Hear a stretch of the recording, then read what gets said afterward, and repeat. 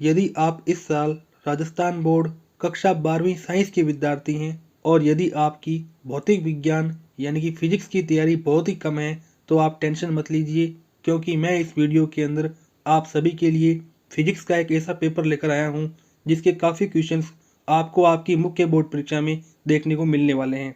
तो चलिए दोस्तों, अपने देखते हैं अब इस पेपर को।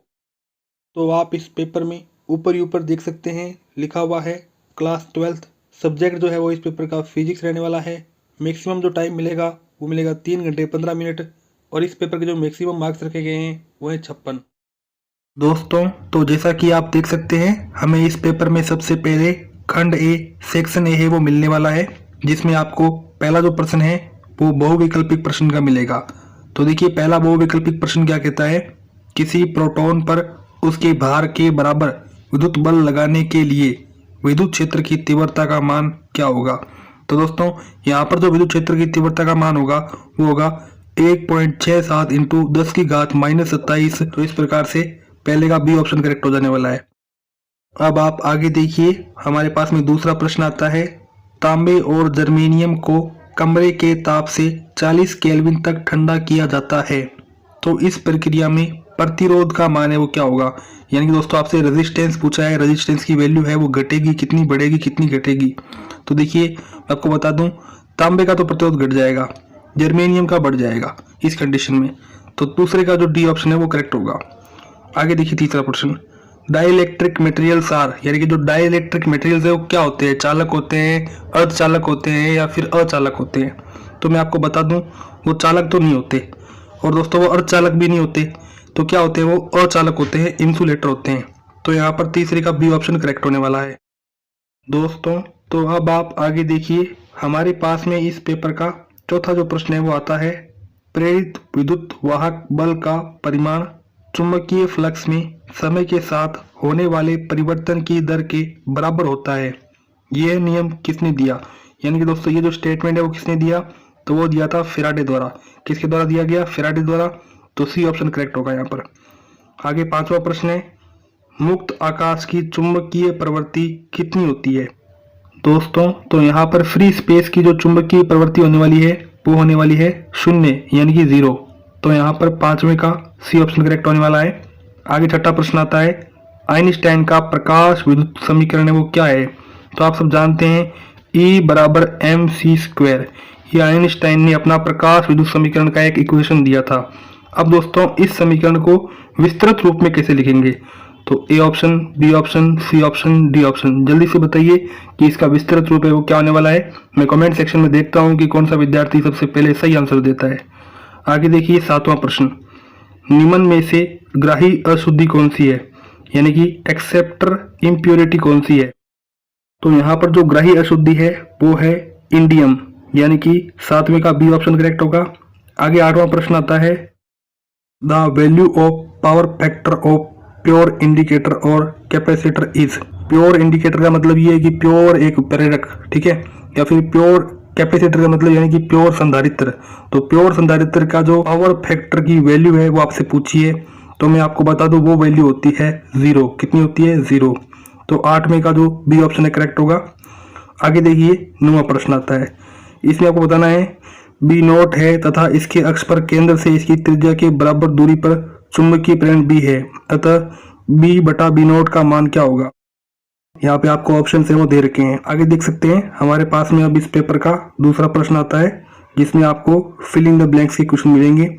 तो देखिए दूसरे का पहला फिल इन द ब्लैंक्स का क्वेश्चन क्या कहता है, विद्युत विभव का एसआई मात्रक क्या होता है। तो बताओ भाई क्या होता है जल्दी से कमेंट करके। तो दोस्तों वो होता है वोल्ट्स। क्या होता है, वोल्ट, सबको पता होगा ये तो। आगे देखिए दूसरा प्रश्न, यदि कोई आवेशित कण चुंबकीय क्षेत्र में लंबवत प्रवेश करता है तो वह किस पथ पर गति करता है या फिर किस पथ पर गति करेगा। तो दोस्तों वो जो पथ होगा ना उसको बोलेंगे सर्कुलर। क्या बोलेंगे, सर्कुलर, या फिर दोस्तों उस पथ को बोलेंगे वर्तीय पथ, ठीक है।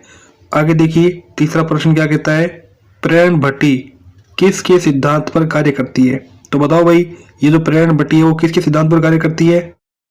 तो मैं आपको बता दूं यहाँ पर जो इंडक्शन फर्नेस है वो विद्युत चुंबकीय प्रेरण के प्रिंसिपल पर काम करता है। आगे आप देखिए चौथा प्रश्न, यदि किसी दूरदर्शी की विभेदन सीमा 1/4 कर दी जाए तो उसकी विभेदन क्षमता कितनी हो जाएगी? तो मैं आपको बता दूं, विभेदन क्षमता है ना वो उस समय घट जाएगी। दोस्तों तो अब आप आगे देखिए, हमारे पास में इस पेपर का तीसरा प्रश्न है वो आता है। इसमें आपको कहा गया है निम्न प्रश्नों के उत्तर एक पंक्ति में दीजिए। यानी कि तीसरे प्रश्न में जो भी प्रश्न आपको देखने को मिलेंगे सबके उत्तर आपको एक लाइन में देने हैं। तो देखिए तीसरे का पहला प्रश्न, इसमें आपको डायग्राम दे रखा है, ऑरेंज ब्लू सिल्वर गोल्डन 4 पट्टियां दे रखी है। दिए गए कार्बन प्रतिरोधक का प्रतिरोध लिखिए। यानी कि दोस्तों आपको रेजिस्टेंस है वो बताना है कि कितना होगा। दूसरा प्रश्न देखिए, how can you convert galvanometer into volt meter. यानी कि गैल्वेनोमीटर को आप वोल्ट मीटर में कैसे चेंज करोगे? तो दोस्तों आप चेंज करोगे उच्च प्रतिरोध से जोड़कर। कैसे करोगे? उच्च प्रतिरोध से जोड़कर। तो आगे आप देखिए दोस्तों, हमारे पास में तीसरा प्रश्न आता है। ये दोस्तों थोड़ा आपको इंग्लिश में दे रखा है, चलो कोई नीचे कर लेता हूँ, आपको हिंदी में भी मिल जाएगा। देखिए इस प्रश्न को पढ़ते हैं। निम्न चित्र में 2 कुंडली AB तथा CD के बीच एक छड़ चुंबक NS को तीर की दिशा में चलाने पर किस कुंडली में प्रेरित धारा बाईं ओर से देखने पर वामावर्त होगी।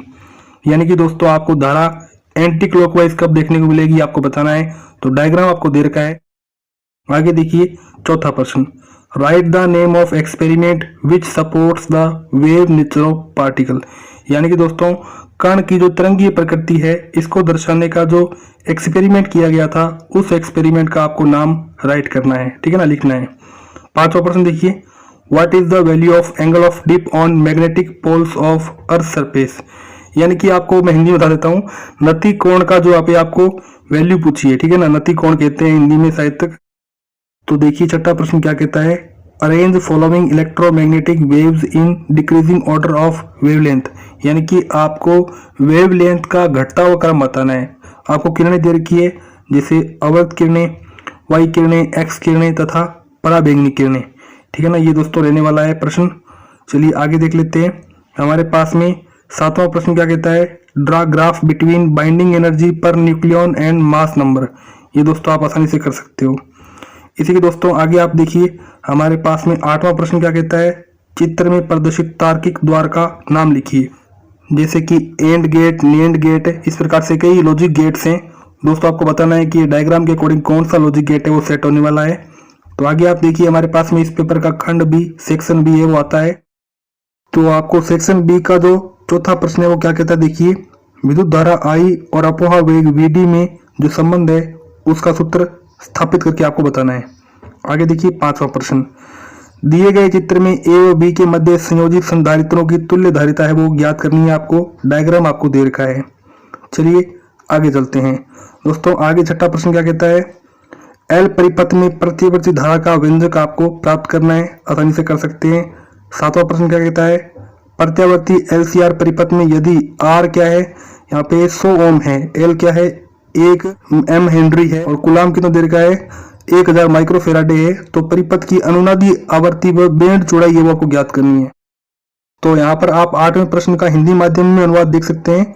इसमें पूछा है प्रकाशिक तंतु का नामांकित चित्र दर्शाइए, यह किस सिद्धांत पर आधारित है।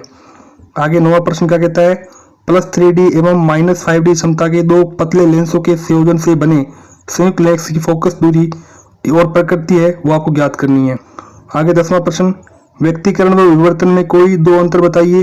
दोस्तों ये आपको जितने प्रश्न बता रहा हूँ ना, आपको लग रहा होगा कि सर तो वैसे ही बता रहे हैं, आएंगे कि नहीं आएंगे, कैसे विश्वास करें। तो मैं आपको बता दूं, फिजिक्स तो थोड़ी सी हार्ड होती है, ठीक है ना। तो मैं आपको विश्वास दिलाकर कहता हूं कि इस पेपर के जो क्वेश्चन है ना, यही आपको हूबहू वहां पर देखने को मिलेंगे। तो इसलिए कृपया करके आप अपनी कॉपी और पेन ले लीजिए और जैसे जैसे प्रश्न बता रहा हूं उनको आप अपनी कॉपी पर नोट डाउन करते जाइए, और जब वीडियो कंप्लीट हो जाए तो आप इन प्रश्न को खुद से हल करने का प्रयास कीजिएगा। आगे देखिए 11वां प्रश्न। तो इसमें आपको कहा गया है, यंग के द्विजिरी प्रयोग में झिर्रियों के मध्य दूरी 0.28 mm तथा पर्दे की दूरी 1.4 मीटर है। यदि केंद्रीय दीप्त फ्रिंज से चौथे दीप्त फ्रिंज की दूरी 1.2 सेंटीमीटर हो तो प्रयुक्त प्रकाश की तरंग दैर्ध्य है वो आपको ज्ञात करनी है। यानी कि आपको लाइट की वेवलेंथ बतानी है, ठीक है, आपको कंडीशन दे रखी है। तो आगे आप देखिए, हमारे पास में 12वां प्रश्न आता है, प्रकाश विद्युत प्रभाव की परिघटना में निम्नलिखित की परिभाषा लिखिए। तो यहाँ पे आपको कुछ घटनाएं दे रखी है, जैसे कि पहली घटना है देहली आवृत्ति, दूसरी घटना है निरोधी विभव, तो आपको बताना है कि ये क्या चीज़ें होती हैं, इनकी डेफिनेशन देनी है। आगे देखिए 13वां प्रश्न, किसी धातु का कार्यफलन कितना है? 3.31 इलेक्ट्रॉन वोल्ट है। इस पर 3 × 10 की पावर -7 मीटर तरंग दैर्ध्य का प्रकाश आपतित किया जाता है। तो आपको ज्ञात करना है, क्या ज्ञात करना है? पहली दैर्ध्य आवृत्ति, दूसरा क्या है? आपतित प्रकाश फोटोन की ऊर्जा। तो आप आसानी से ज्ञात कर सकते हो। आगे देखिए 14वां प्रश्न, हाइड्रोजन परमाणु के लिए बोर प्रतिरोध की सभी संकल्पनाएं आपको लिखनी है। 15वां प्रश्न क्या कहता है? हाइड्रोजन परमाणु को निम्नलिखित अवस्था से तृतीय अवस्था तक उत्सर्जित करने के लिए आवश्यक ऊर्जा है वो कितनी चाहिए होगी? आपको ऊर्जा का मान बताना है। तो दोस्तों अब आप आगे देखिए, हमारे पास में इस पेपर का खंड डी सेक्शन डी है वो आता है। इसमें जो 19वां प्रश्न दिया गया है, इसमें आपको कहा है प्रिज्म क्या होता है? एक प्रकाश किरण जब प्रिज्म से गुजरती है तो उसके अपवर्तन को दर्शाने वाला किरण चित्र है वो आपको बनाना है। प्रिज्म कोण तथा न्यूनतम विचलन कोण के पदों में कांच के अपवर्तनांक का व्यंजक है वो भी आपको प्राप्त करना है। तो आप आसानी से कर सकते हैं। दोस्तों 19वें प्रश्न के अथवा में भी आपको एक और प्रश्न मिलेगा। इसमें आपको कहा गया है किसी दर्पण के चिन्ह परिपाटी नियमों का उल्लेख कीजिए, दर्पण सूत्र की सचित्र स्थापना कीजिए। तो अब आप आगे इस पेपर का 20वां प्रश्न देखिए। इसमें आपको कहा है पूर्ण तरंग विशिष्टकारी का परिपथ चित्र बनाते हुए इसकी कार्यविधि का वर्णन कीजिए। निवेशी एवं निर्गत विभव का तरंग प्रतिरूप है वो भी आपको बनाना है। दोस्तों 20वें प्रश्न के अथवा में आपको एक और प्रश्न दिया गया है, पीएन संधि क्या होती है? इसके निर्माण के समय संधि तल पर होने वाली क्रिया को समझाइए।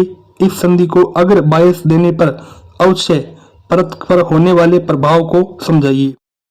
दोस्तों तो इस प्रकार से ये हमारा राजस्थान बोर्ड क्लास 12 फिजिक्स का पेपर था। तो भाई मेरे जो विद्यार्थी बिल्कुल भी अनपढ़ है, बिल्कुल भी कुछ नहीं पढ़ा, तो वो भी वीडियो को लाइक कर दें। और जिनको थोड़ा बहुत आता है, जिनमें थोड़ी बहुत अक्ल है, भाई यहाँ सर सही बता रहे हैं, तो वो भी वीडियो को लाइक कर दें। और अपने फ्रेंड्स को भी भेजें ये वीडियो, जो भाई फिजिक्स में कमजोर है, ताकि वो भी पास हो जाए ना, ठीक है ना। तो इस प्रकार से दोस्तों अब इस वीडियो में तो इतनी जानकारी थी। अब दोस्तों मिलते हैं किसी अन्य वीडियो में, तब तक के लिए जय हिंद, जय भारत।